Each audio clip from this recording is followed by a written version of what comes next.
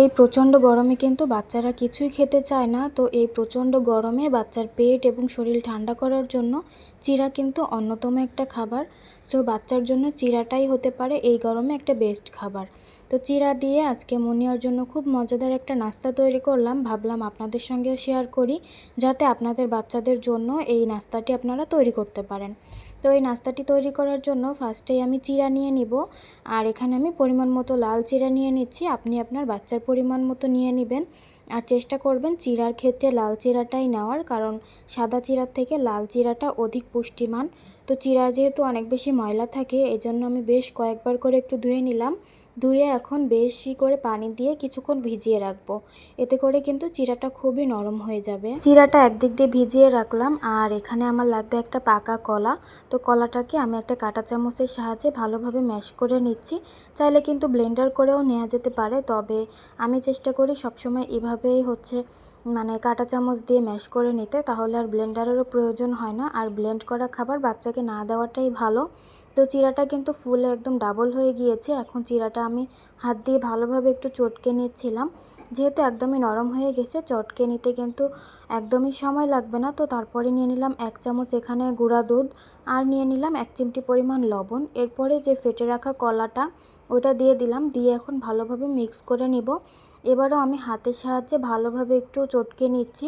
আমার মেয়ে যেহেতু একটু দানাদার খাবার খেতে পারে, দাঁত উঠে গেছে সবগুলোই, তো এই জন্য কিন্তু আমি ওকে এভাবে দেই। যে সব বাচ্চাদের দাঁত ওঠেনি বা চিবিয়ে খেতে পারে না, তারা চাইলে এই পর্যায়ে কিন্তু ব্লেন্ডার করে নিতে পারেন, তাহলে একদম বেটারটা স্মুথ হবে। তো যাই হোক, এদিকে সব কিছু কিন্তু আমি মিক্স করে নিয়েছি। চাইলে এভাবেও বাচ্চাকে খাওয়ানো যেতে পারে, তবে এভাবে দেওয়ার থেকে প্যানকেকের মতো তৈরি করে দিলে বাচ্চারা কিন্তু বেশি পছন্দ করে থাকবে। এই জন্য আমি একটু ঘিয়ে প্যানকেকের মতো ভেজে দিব। মাশাল্লাহ, এই খাবারটা আমার মেয়ে অনেক বেশি পছন্দ করে।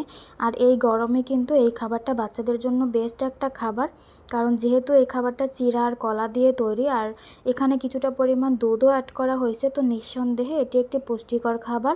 আর চিড়া আর কলা কিন্তু গরমে বাচ্চাদের পেট ও শরীর ঠান্ডা রাখতে খুবই সাহায্য করবে। তো আপনিও চাইলে আপনার বাচ্চাকে এই খাবারটা তৈরি করে দিতে পারেন।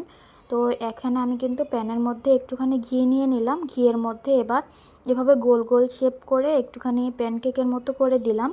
তো এভাবে ভেজে নিব প্রত্যেকটাই, একে একে কিন্তু আমি সবগুলোই দিয়ে দিলাম। এই খাবারটা আপনি চাইলে 8 মাস থেকে বাচ্চাকে খাওয়াতে পারবেন, তবে 8 মাস থেকে যেহেতু বাচ্চাদের দাঁত অত বেশি শক্ত হয় না, এজন্য এই ব্যাটারটা ব্লেন্ডারে করে নেবেন, তাহলে জিনিসটা অনেক বেশি স্মুথ আর নরম হবে, বাচ্চারা খুব সহজেই খেতে পারবে।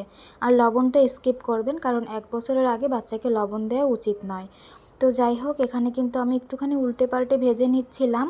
ভাজা হয়ে গেলেই কিন্তু একদমই রেডি হয়ে গেল চিড়া আর কলার পুষ্টিকর একটা প্যানকেক। চাইলে কিন্তু আপনার বাচ্চাকে এভাবে করে নাস্তা তৈরি করে দিতে পারেন। এই গরমে কিন্তু বাচ্চার জন্য খুবই ভালো একটা নাস্তা। তো নাস্তার রেসিপিটা কেমন লেগেছে অবশ্যই কমেন্ট করে জানাবেন, আর যদি ভিডিওটা ভালো লাগে তাহলে অবশ্যই একটা লাইক কমেন্ট শেয়ার করে পাশেই থাকবেন। আজকের মতো এখানেই বিদায় নিচ্ছি, দেখা হবে অন্য কোনো ভিডিওতে। আল্লাহ হাফেজ।